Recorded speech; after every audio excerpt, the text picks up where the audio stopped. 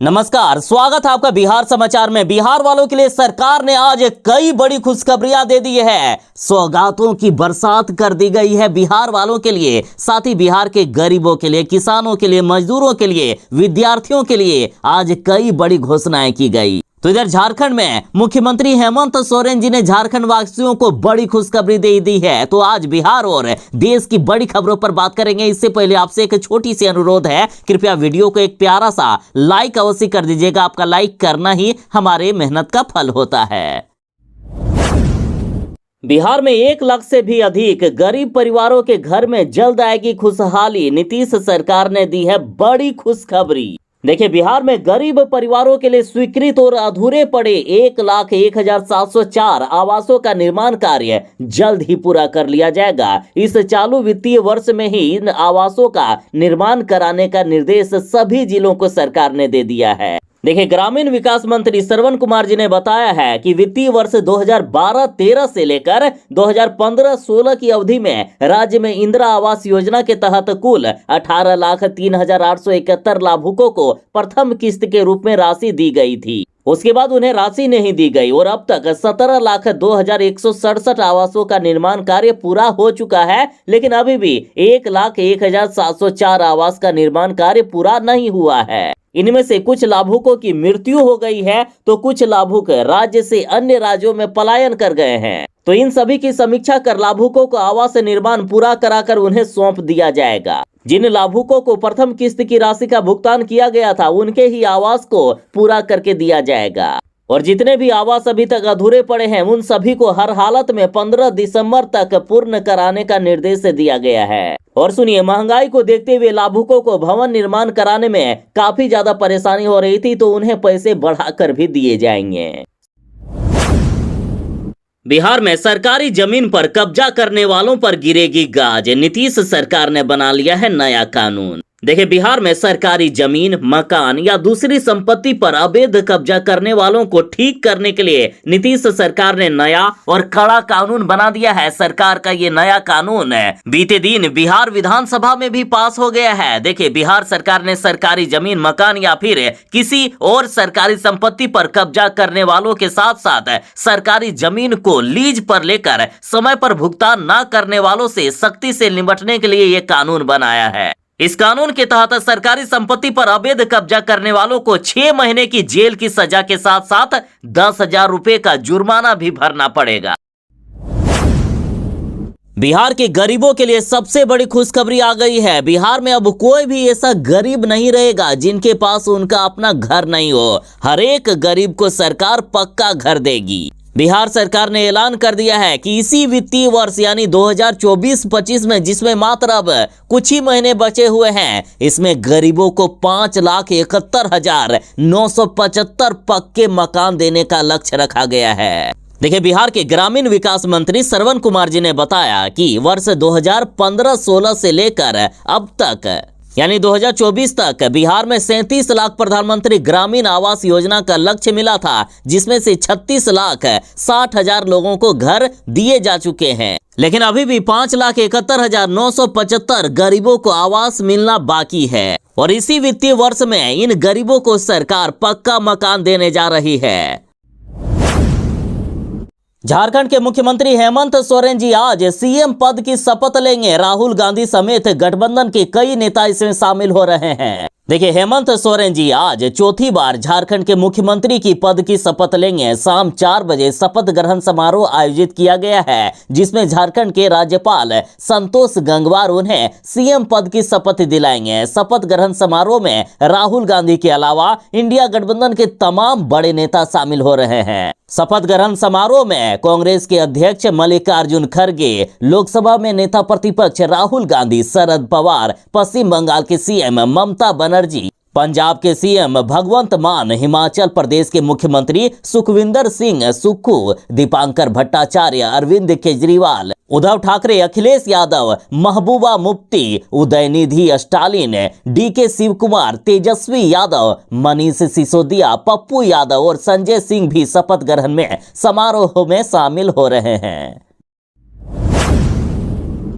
क्या आपको बिहार में कभी भी ऐसी दिक्कत का सामना करना पड़ा है कि कोई भी अपना काम कराने के लिए सरकारी अधिकारी को घूस देना पड़ा हो? फिलहाल देखिए, कांग्रेस के एमएलए ने अधिकारियों को मंच से खुली गाली दे दी है। इन्होंने कहा कि बिहार के सारे अधिकारी निकम्मे और घूसखोर हैं। देखिए, कांग्रेस एमएलए विश्वनाथ राम जी ने कहा है कि बिहार के जितने भी अधिकारी हैं सारे निकम्मे हैं। इस बात को मैं डंके की चोट पर कह सकता हूं। बिहार के अधिकारी पूरी तरीके से बेलगाम हो गए हैं और बिना घूस लिए कोई काम नहीं करते हैं। तो वहीं जमीन सर्वे से जुड़े सवाल पूछने पर विधायक जी ने कहा कि मैं पहले ही कह चुका हूं कि बिहार के जितने भी अधिकारी हैं वह निकम्मे हैं। पैसों के लिए बिचौलियों के जरिए खेल खेलते हैं और राज्य की जनता त्राहिमाम कर रही है। साथ ही जमीन सर्वे में धांधली की खबरों पर कांग्रेस विधायक ने कहा कि नीतीश कुमार जी ने लोगों को लड़ाने के लिए ये धांधली वाली जमीन सर्वे का काम शुरू किया है। मैं खुले तौर पर कहता हूं कि नीतीश के सारे अधिकारी चोर हैं।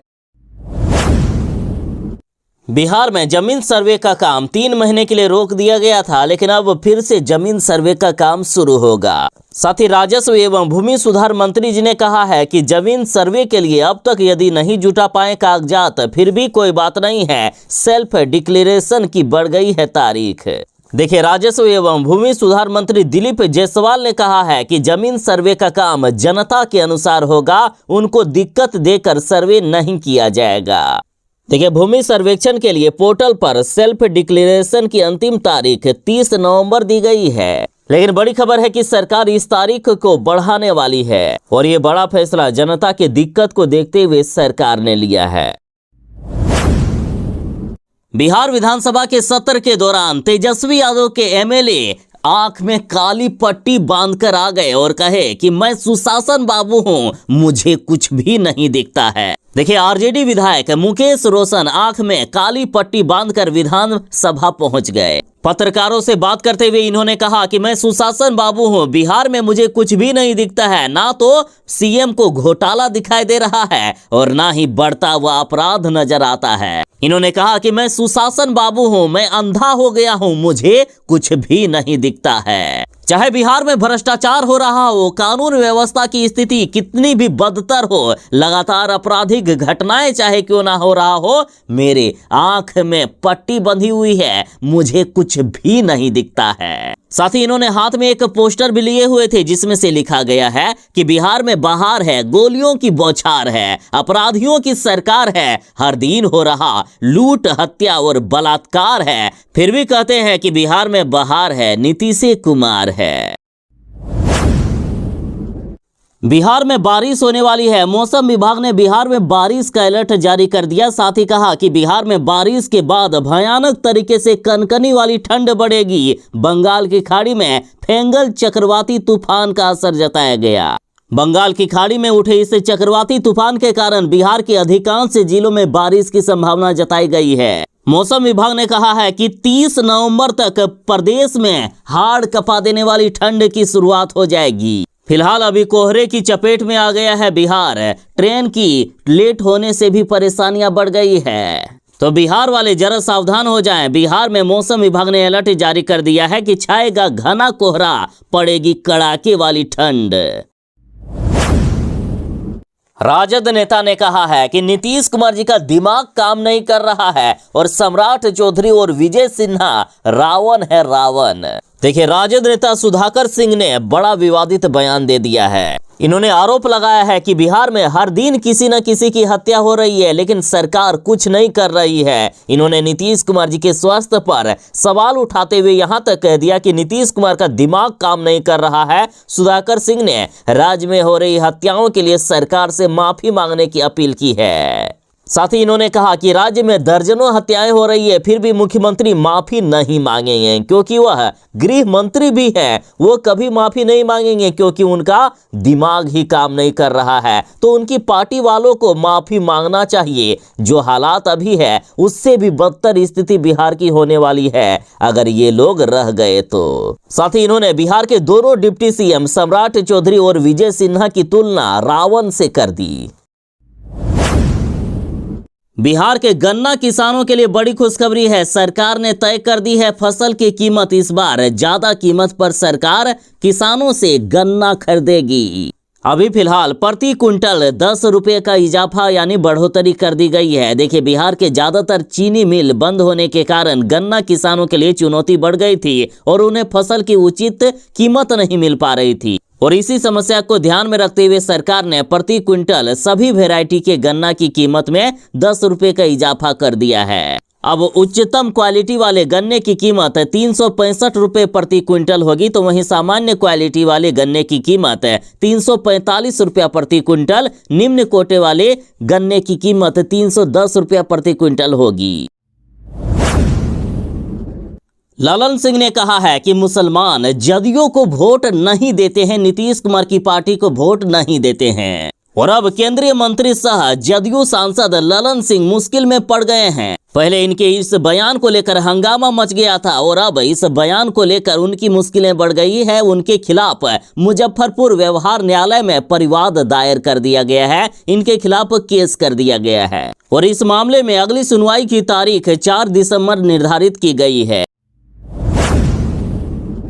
देश में रहना है तो भारत माता की जय कहना पड़ेगा, ये कहना है नीतीश कुमार जी के मंत्री जी का। देखिए, बिहार सरकार के मंत्री संतोष सिंह जी ने कहा है कि पाकिस्तान वाले, पाकिस्तान की बात करने वाले, देश तोड़ने की बात करने वाले, जो किसी और का गुणगान करते हैं, जो राष्ट्र के हित के लिए नहीं सोचते हैं, उनका अब अंतिम समय आ गया है। थोड़ा इंतजार करिए, सभी लोग अपने अपने जगह पर चले जाएंगे, कोई भारत में नहीं बचेगा। भारत में रहना है तो भारत माता की जय कहना पड़ेगा।